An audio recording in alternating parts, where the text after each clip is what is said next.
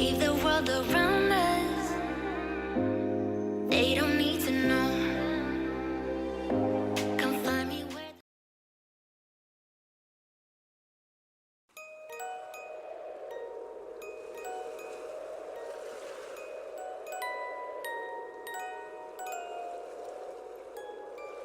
Claire Bernard adalah seorang wanita berusia 22 tahun yang berasal dari sebuah desa yang bernama Groombridge di Inggris. Dia pernah bersekolah di St. Gregory Catholic Comprehensive School Tunbridge Wells sebelum pindah ke West Kent College di mana dia mendapatkan gelar BTech National Diploma. Terlepas dari kepintarannya, Claire juga dikenal sebagai pribadi yang sangat perhatian, penyayang, dan tidak pernah memiliki perasaan negatif kepada orang lain. Claire punya passion yang sangat besar di bidang kecantikan, dan dia juga mempunyai mimpi untuk bisa menghasilkan uang dari hal yang digemarinya ini. Dan untuk mengejar impiannya itu, Claire mengambil kursus beauty consultant dan make up theater di Shepperton Studio. Semua waktu, tenaga, dan keringat yang telah dikerahkan Claire tidak sia-sia, karena dia mendapatkan pekerjaan sebagai beauty consultant di department store Harvey Nichols yang terletak di daerah Knightsbridge.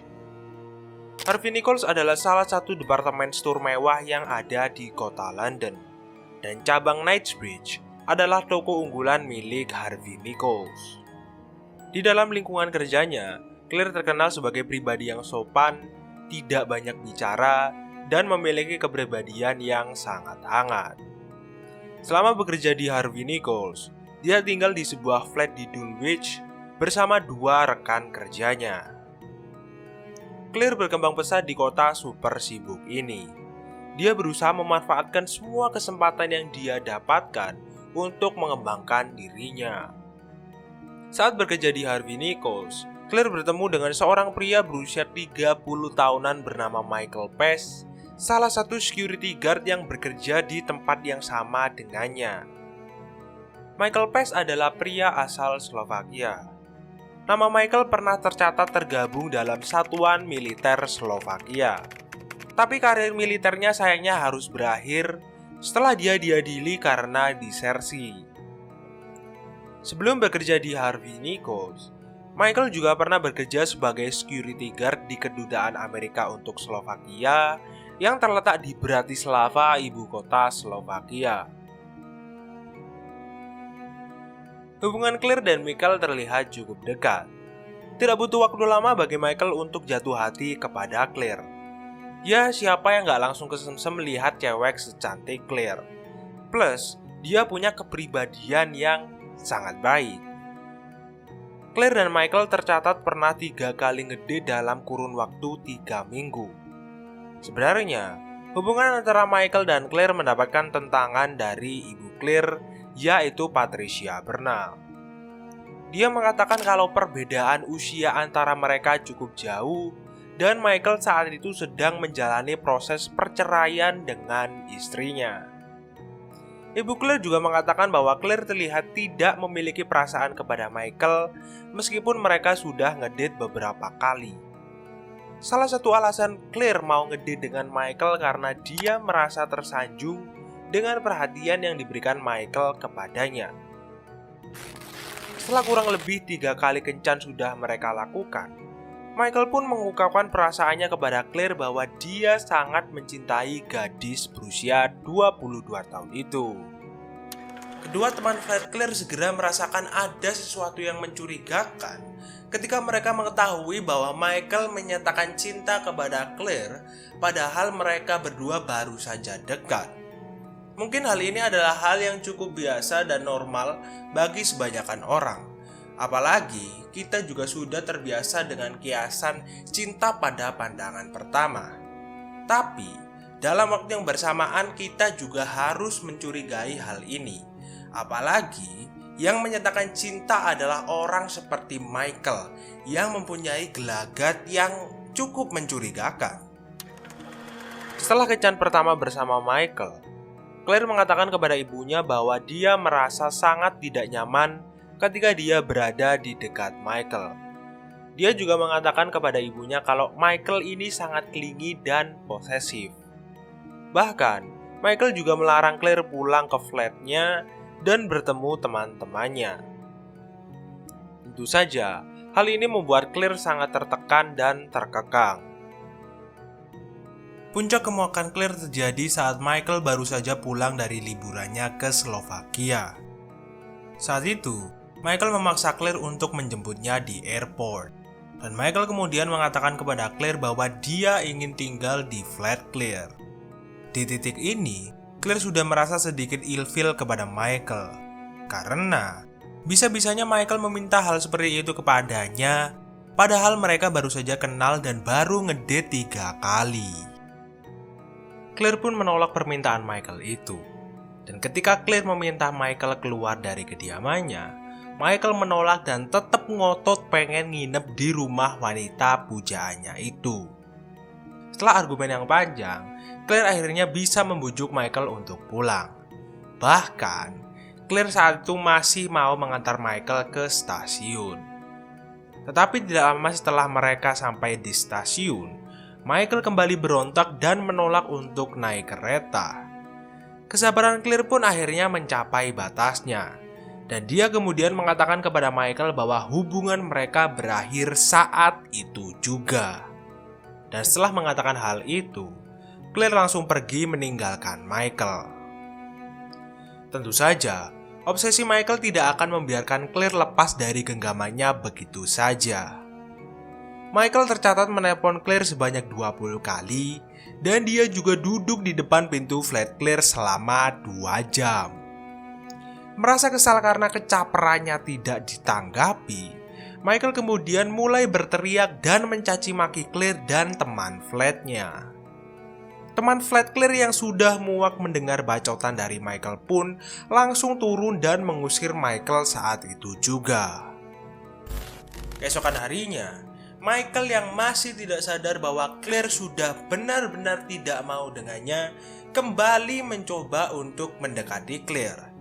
Saat itu, dia membawa buket bunga dan mengikuti Claire yang saat itu sedang dalam perjalanan menuju ke rumahnya. Dan ketika mereka berdua sampai di depan flat Claire, Michael menyerahkan bunganya dan mengatakan kepada Claire bahwa dia masih sangat mencintainya. Tapi sayangnya, Claire saat itu langsung menolak Michael dan masih tetap pada pendiriannya bahwa dia ingin hubungan mereka berdua berakhir. Kalau kalian berpikir bahwa Michael akan berhenti setelah ditolak Claire, kalian salah besar. Karena pria yang otaknya dipenuhi dengan obsesi dan halusinasi ini tidak akan berhenti sampai dia mendapatkan keinginannya. Michael terus menelepon dan meng-SMS Claire sampai 50 kali sehari. Dan hal ini membuat Claire harus mengganti nomor teleponnya. Tapi entah bagaimana, dalam beberapa hari, Michael bisa tahu nomor telepon baru pujaan hatinya itu. Michael pun kembali melangsungkan teror telepon dan SMS-nya. Dan dari ribuan SMS yang dikirim Michael, ini adalah SMS yang paling mengerikan. Dan SMS itu berkata, "Kita ditakdirkan untuk bersama." Otak Michael sepertinya tidak hanya dipenuhi dengan obsesi untuk memiliki Claire saja. Tapi nampaknya, otaknya itu juga dipenuhi dengan delusi yang terus mengatakan bahwa Claire adalah pacarnya dan hubungan mereka tidak pernah berakhir. Hal ini bisa dibuktikan dari SMS Michael yang berkata, "Besok adalah hari anniversary kita. Kita enaknya ngapain? Kalau aku tidak bisa memilikimu, maka tidak ada yang boleh memilikimu." Gangguan demi gangguan terus dilakukan Michael. Contohnya dia terus saja mengawasi Claire saat bekerja maupun tidak, meminta rekan Claire agar membujuk Claire untuk bicara dengannya, dan pastinya menelepon dan meng-SMS Claire puluhan kali. Suatu hari, Claire yang sudah sangat muak dengan gangguan Michael memutuskan untuk berbicara kepada Michael dari hati ke hati. Saat itu, Claire meminta Michael untuk berhenti mengganggunya. Tapi, Michael terkesan tidak mau mendengarkan perkataan Claire.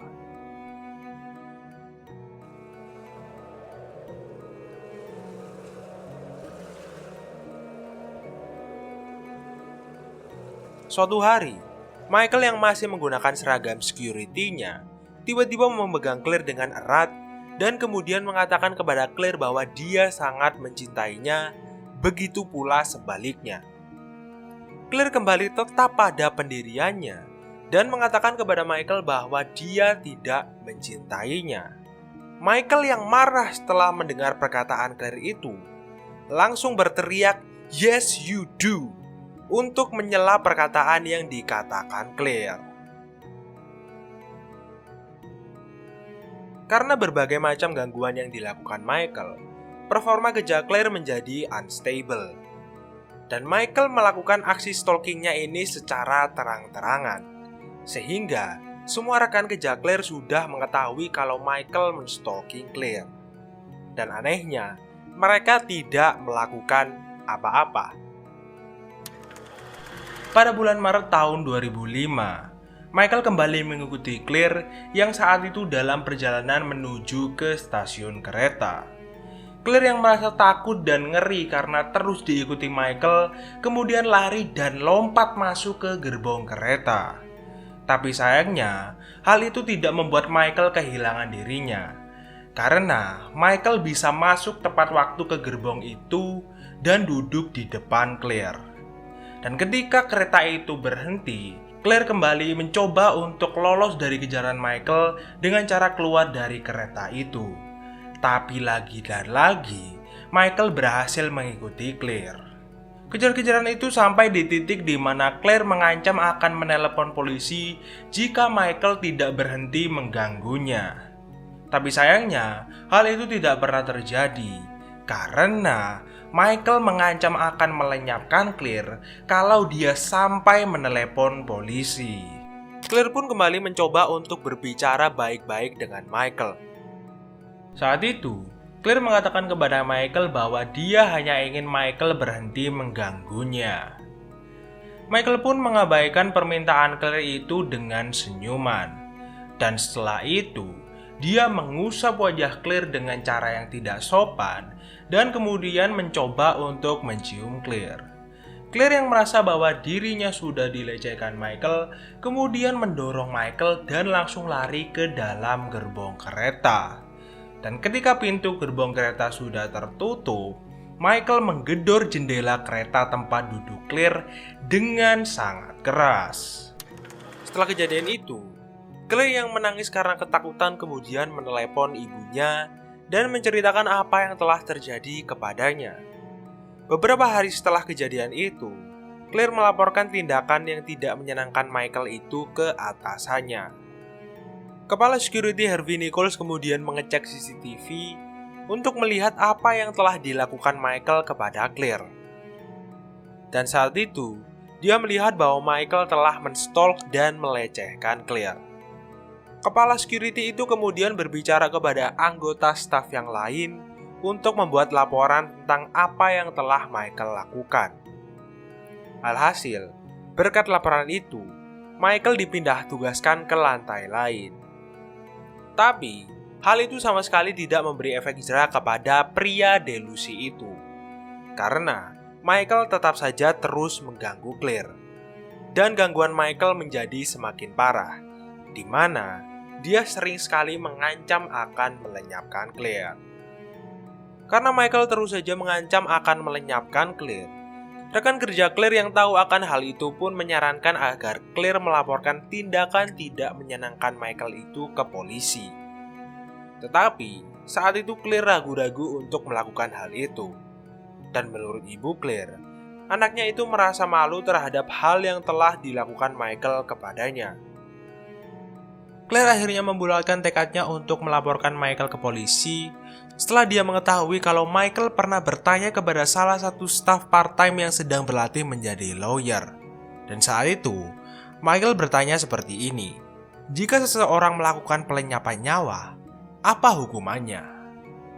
Tidak lama setelah Claire melaporkan Michael ke polisi, Michael akhirnya ditangkap saat dia baru saja tiba di tempat kerjanya. Bak jatuh tertimpa tangga, Michael juga dipecat dari pekerjaannya sebagai security. Saat digiring keluar oleh polisi, Michael terlihat memberikan tatapan penuh amarah kepada Claire.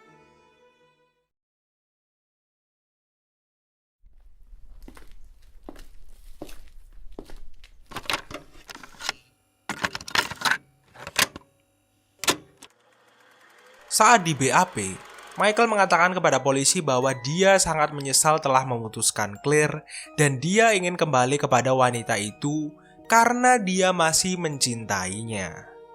Tapi sayangnya, Claire menolaknya. Michael kembali berkata bahwa dia tidak mengerti kenapa Claire tidak mau kembali kepadanya. Dan dia juga mengatakan kalau dia meminta maaf kalau dia sudah membuat Claire kesal. Ketika polisi mengajukan pertanyaan apakah dia pernah mengancam melenyapkan nyawa Claire, dia dengan tegas mengatakan tidak.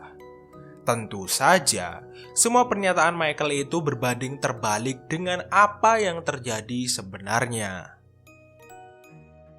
Setelah melakukan BAP kepada Michael, polisi kemudian juga meminta keterangan dari Claire. Tapi anehnya, mereka tidak meminta keterangan kepada rekan kerja, keluarga, dan flatmate Claire yang juga mengetahui betul tentang keedanan si Michael ini. Biasanya, orang dengan keluhan seperti Claire akan disuruh untuk mengisi form formal risk assessment untuk mengetahui seberapa bahayanya situasinya saat itu. Tapi anehnya, saat itu polisi tidak pernah meminta Claire untuk mengisi form itu. Singkat cerita, karena tidak adanya bukti yang kuat yang bisa membuktikan bahwa Michael pernah mengancam Claire, dia akhirnya dibebaskan dengan jaminan dia tidak boleh menghubungi Claire dan pergi ke tempat kerja Claire. Sepertinya Michael tidak hanya punya delusi dan obsesi saja, tetapi dia juga punya kendala di dalam otaknya yang membuatnya kesulitan untuk mencerna larangan polisi. Karena hanya berselang 2 hari setelah dia dibebaskan dari penjara, dia langsung pergi ke flat Claire dan berdiri di depan flat itu sambil melambaikan tangannya. Setelah melihat hal itu, Claire pun langsung menelepon polisi. Tetapi, Michael kembali bisa kabur sebelum polisi datang. Karena gangguan dan ancaman Michael sudah sangat parah dan mengganggu teman flat Claire juga, mereka kemudian memutuskan untuk pindah dari flat itu. Tetapi, Michael kembali bisa menemukan mereka dalam waktu beberapa hari. Pada tanggal 10 April, Michael kembali datang ke tempat tinggal baru Claire. Claire pun langsung menelepon polisi. Tetapi, Michael kembali kabur sebelum polisi datang.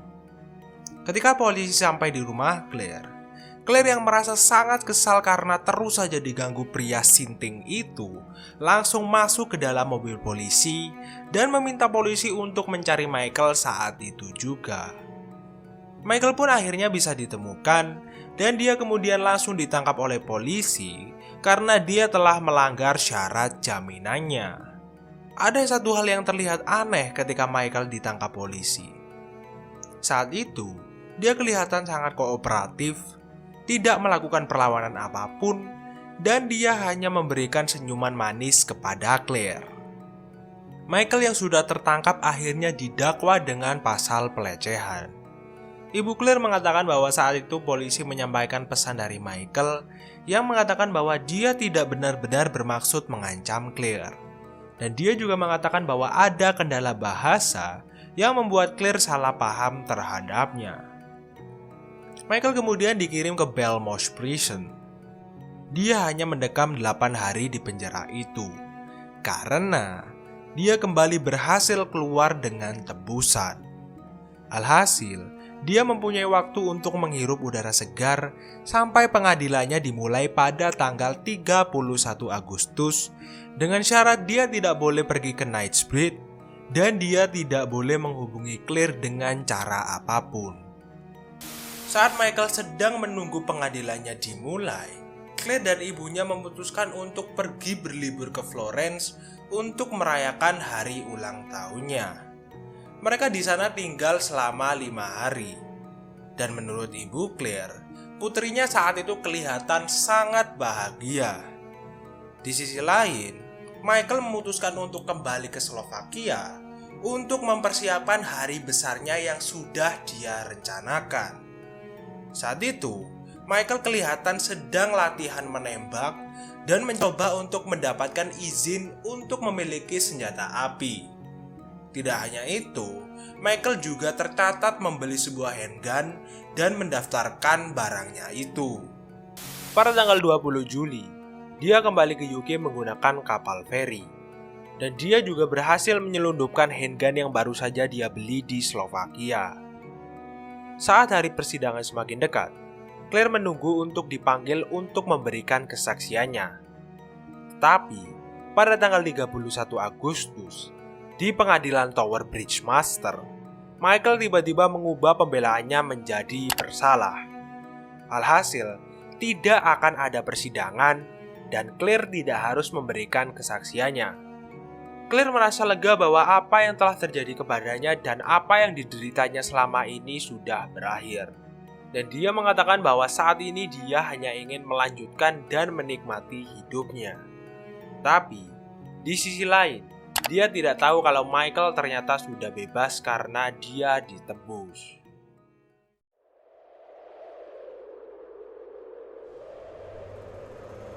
Pada tanggal 13 September tahun 2005, Claire sudah tidak pernah melihat Michael lagi setelah persidangan dan hidupnya kelihatan mulai kembali normal. Claire memulai harinya saat itu dengan pergi bekerja. Detik berganti ke menit, menit berganti ke jam, dan tidak terasa, waktu sudah menunjukkan pukul 7.40 malam, yang berarti bahwa shiftnya akan berakhir dalam 2 menit. Beberapa customer kelihatan mondar-mandir melihat beberapa koleksi di dalam toko. Dan saat itu, keadaan toko tidak begitu ramai karena sudah mau tutup. Salah satu rekan Claire mengangkat tangannya ke arah Claire untuk memberitahukan bahwa beberapa menit lagi shift mereka akan berakhir. Claire merespon temannya itu dengan senyuman manis. Di sisi lain, rekan kerja Claire melihat ada bayangan yang muncul di belakang Claire. Saat itu, dia berpikir mungkin itu adalah pacar Claire yang akan mengantar wanita itu pulang.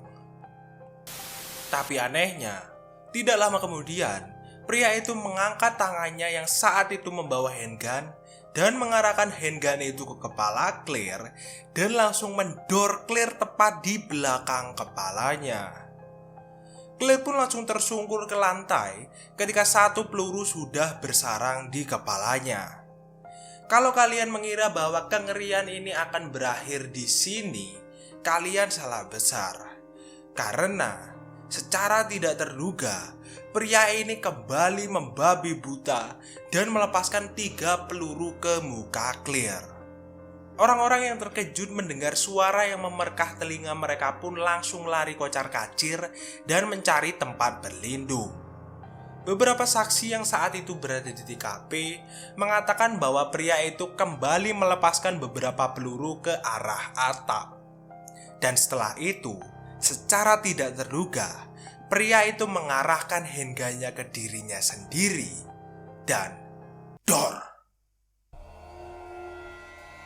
Saat insiden mengerikan itu terjadi, Ibu Claire sedang berada di rumah temannya untuk merayakan ulang tahun temannya. Dan saat dia baru saja pulang dari rumah temannya, bel rumahnya berbunyi. Dan ketika dia membuka pintunya, dia melihat 2 orang polisi yang berdiri di depan pintunya dan berkata kepadanya bahwa Claire telah menjadi korban dalam insiden penembakan yang terjadi di tempat kerjanya. Ibu Claire menangis histeris setelah mendengar hal itu. Dan instingnya saat itu berkata bahwa Michael lah yang menjadi malaikat pencabut nyawa putrinya. Patricia pun bertanya kepada 2 polisi itu apakah Michael pelakunya. Dan 2 polisi itu hanya bisa menganggukkan kepala mereka untuk menjawab pertanyaan Patricia.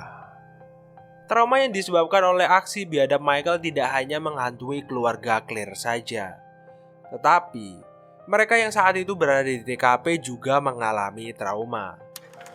Saat penyelidikan atas kasus kematian Claire dilakukan, teman sekamar Michael menemukan sebuah notebook milik Michael yang berisi tentang skenario untuk melenyapkan Claire, renungannya tentang arti hidup, alamat rumah Claire, dan juga beberapa puisi yang ditulis Michael yang ditujukan untuk Claire.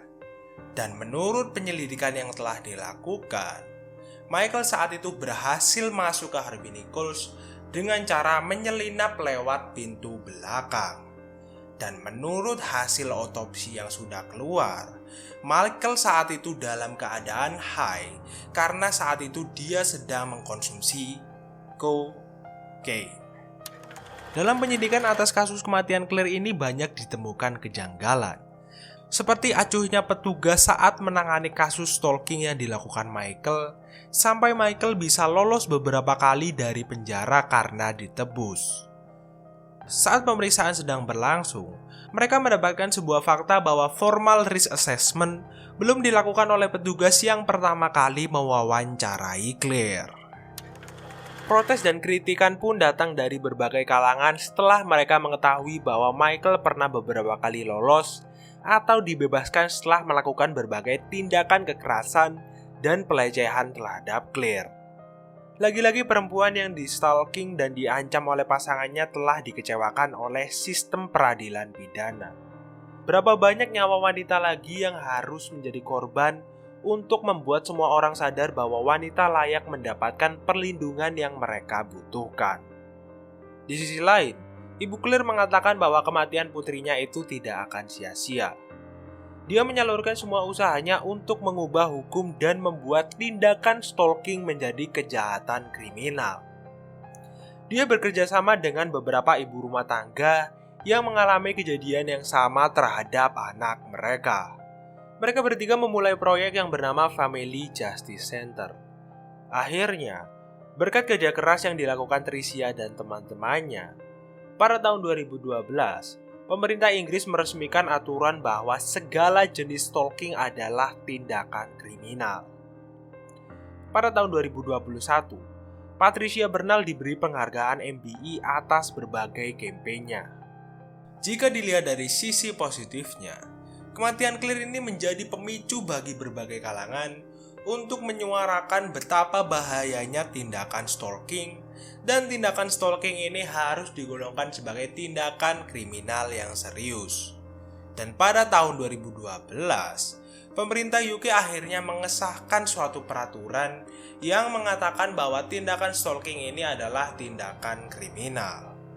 Tetapi, apakah harga yang harus dibayar untuk peraturan ini setimpal? Dan apakah setiap peraturan harus lahir setelah terjadinya pertumpahan darah? Claire was 21 when she was being stalked. She had no idea what danger she was in. All she knew was that her world was caving in. He had made a threat to kill. That never at any point was that taken seriously. He was allowed to leave the country. He was away for 4.5 months. He was given the same bail conditions. And he literally planned my daughter's death. Oke lah guys, itu dia pembahasan dari kasus Claire Bernal. Seperti biasa, jika aku ada kesalahan informasi, kalian bisa mengkoreksinya di kolom komentar di bawah ini. Dan jika kalian punya rekomendasi kasus apa yang ingin dibahas di video selanjutnya, kalian juga bisa menuliskannya di kolom komentar di bawah ini juga. Dan jika kalian menyukai video kali ini, jangan lupa untuk di like dan di subscribe dulu. Dan jangan lupa juga untuk menyalakan lonceng notifikasinya agar kalian tidak ketinggalan update terbaru dari channel ini. Oke lah, itu saja untuk Risantoso kali ini. Rizky Santoso pamit. I'll see you in the next video.